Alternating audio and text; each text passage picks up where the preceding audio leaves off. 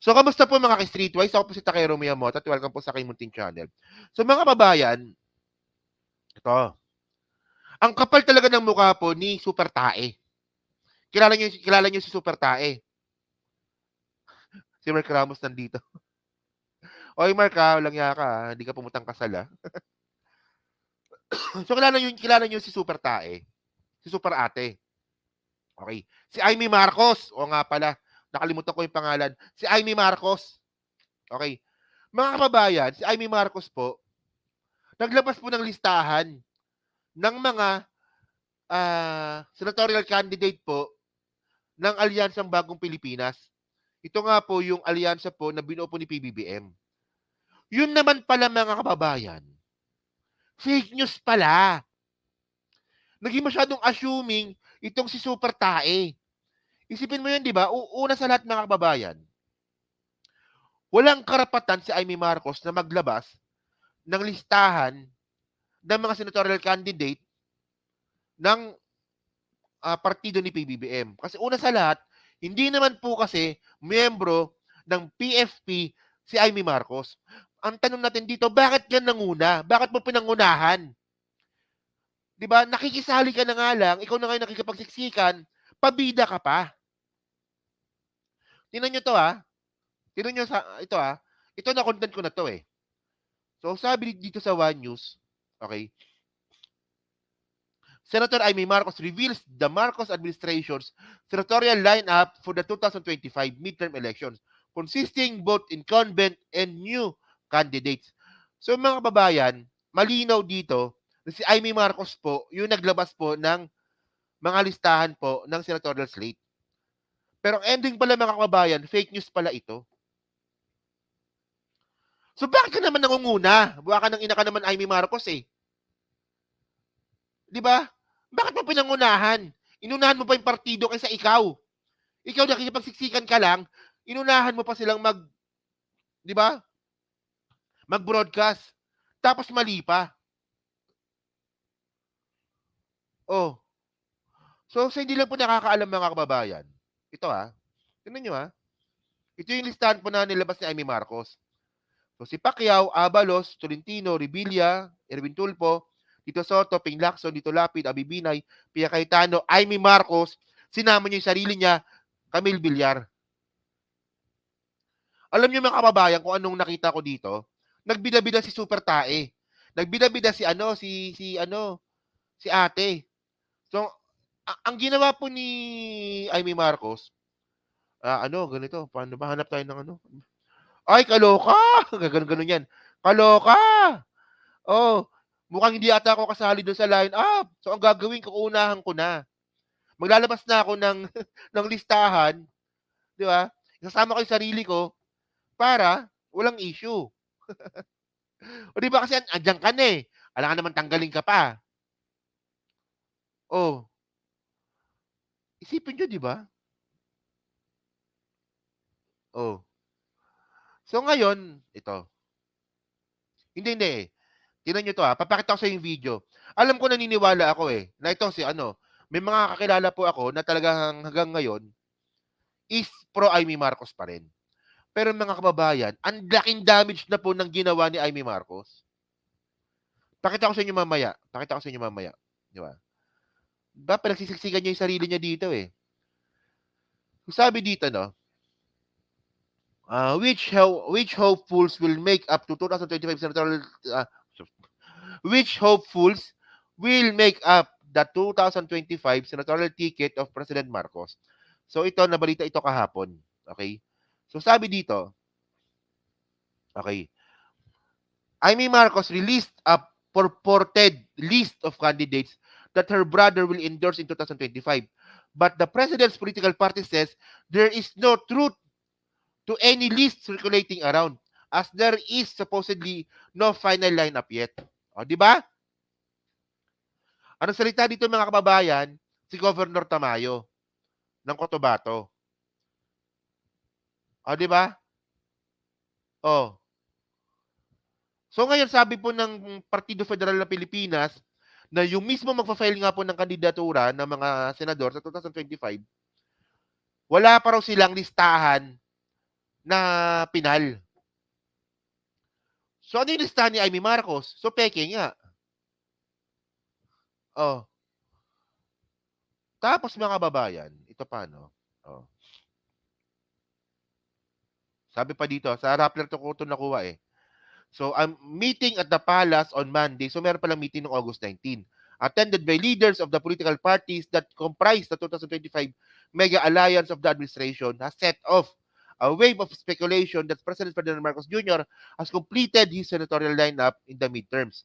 It didn't help that his senator sister has preempted any Malacanang announcement with their own confirmation of the 2025 senatorial slate. But one party leader present during that meeting said, any list circulating is false. Oh. Nag-assume kagad si Super Tai na kasali siya. Kasi mga kababayan, well, to be fair naman mga streetwise, it makes sense naman na mapasama si Amy Marcos doon sa line na po ni PBBM. It makes sense naman kahit paano. Kasi unang-una, kapatid yun. Alam ka naman tablahin, kapatid yun. O, di ba? Pangalawa, mga streetwise, si Amy Marcos po, miyembro po ng Nationalista Party. Tapos, ang Nationalista Party po mga kababayan, kasama po sa alyansa ng Lakas CMD at saka ng PFP. So, it makes sense naman po talaga na kasama si Amy Marcos. Pero ang point natin dito mga kababayan, bakit mo pinangunahan? Bakit mo pinangunahan? Marunong ka pa sa partido. Wala kang respeto. Ayun ang point doon. Nakikipagsiksikan ka na nga lang, wala ka pang respeto. Di ba?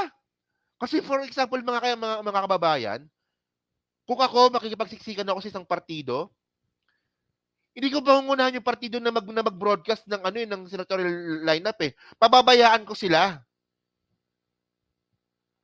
At mga kababayan, medyo makapal naman ang mukha ni Amy Marcos na 'di ba na ipagsiksikan yung sarili mo. Naalala niyo 'to? Pakita ko sa inyo tingnan niyo 'to. Alam niyo nainis talaga ako dito eh. Oh. Ito so ito pala, meron palang balita dito. So panoorin muna natin yung balita ng News 5. Okay, sige ito. Panoorin niyo 'to. Marcos ang kumpletong senatorial lineup ng Administrasyong Marcos para sa halalan. Pero ang Partido Federal ng Pilipinas si Pangulong Marcos may paglilinaw. Nasa frontline ng balitang yan si Mean Los Baños.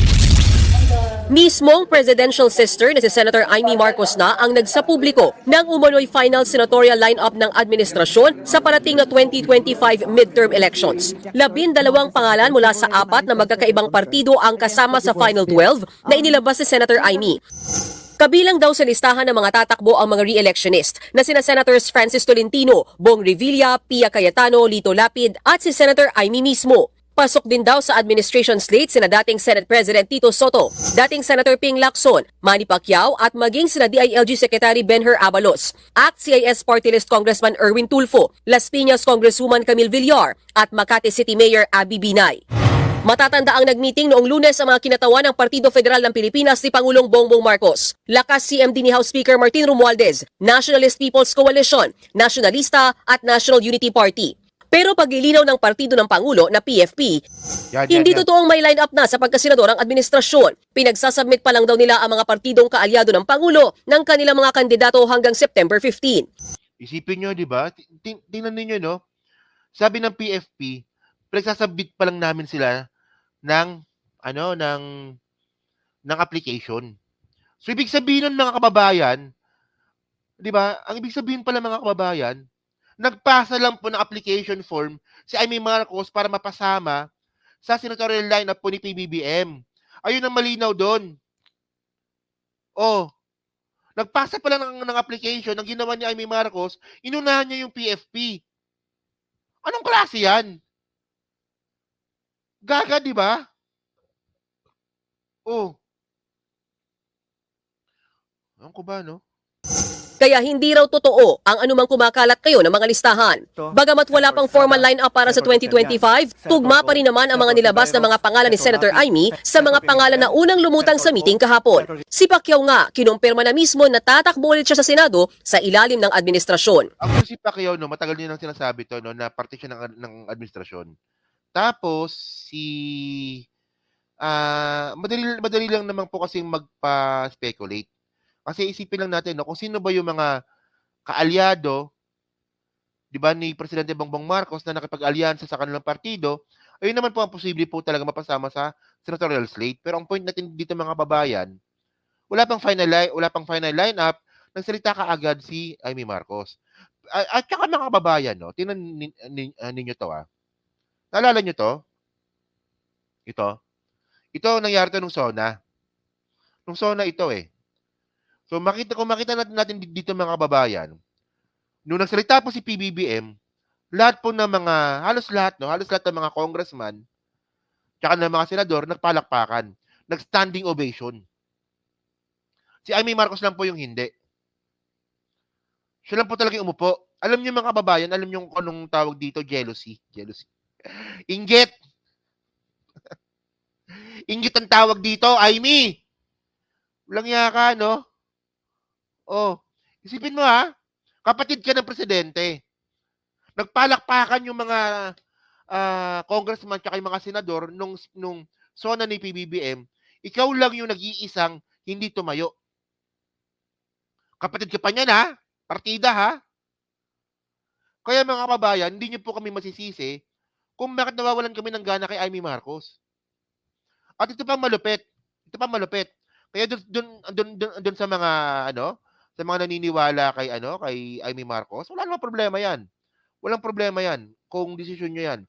Pero para sa amin mga kababayan, wala na po kaming gana kay Amy Marcos. Especially ito. Ito panoorin niyo 'to, Ito ginawa niyo 'to, eh. Tingnan niyo, Malamang naalala niyo pa 'to, eh. Po ninyo, mahal na Panginoon, sa Kongreso, na sagrado ang tiwala ng bawat Pilipino. Na ang Panginoon sa Kongreso. Parang parang G na G talaga si Amy Marcos dito, no? Na sagrado ang tiwala ng bawat Pilipino. Na ang botong ipinagkaloob sa bawat halal na pinuno ay bunga ng kalayaan at demokrasya. Alam niyo, no? Alam niyo tawag dito, no? Ito ulitin ko lang, no? Ito dapat yung mga bagay na hindi na ginawa ni Amy Marcos. Pero proud pa siyang ginawa ito. Protektahan nawa ninyo ang ating vice-presidente. Ang kagandahan taglay ng kanyang puso, pagiging matiisin, mapagpatawad, at mapagkalinga. O doon ka na lang kaya? Doon ka na lang sa mga Duterte. O, di ba? Higit sa lahat, haplusin nawa ninyo ang puso ng aking kapatid, ang Pangulo ng Pilipinas. Buksan po ninyo ang kanyang mga mata at bigyan niyo siya ng kaliwanagan ng pag-iisip. Gisingin niyo po siya at ilayo sa mga demonyong nakapaligid sa palasyo. Nakita niyo yun, di ba? So, sa tingin niyo ba, sa ganitong ginawa ni Amy Marcos, magkakaroon pa tayo ng tiwala sa kanya? Alam niyo kasi mga kababayan, no? Mas malaking damage po yung ginawa ni Amy Marcos. Ang laking damage po na ginawa ni Amy Marcos. Isipin mo kapatid ka, pero ikaw yung nangunguna para siraan yung kapatid mo. 'Di ba? 'Di ba? Si Amy Marcos po nagbanggit na na wala daw pong infrastructure project si PBBM. Sinabi niya 'yun, 'di ba? Sabi ni Amy Marcos 'yun, eh. Yung kapatid ko walang infrastructure project. Boba ka talaga, no? Kung walang infrastructure project mga kababayan si PBBM, magbubukas na po yung LRT hanggang Parañaque. Kasi pag sinabi mong wala, dapat wala.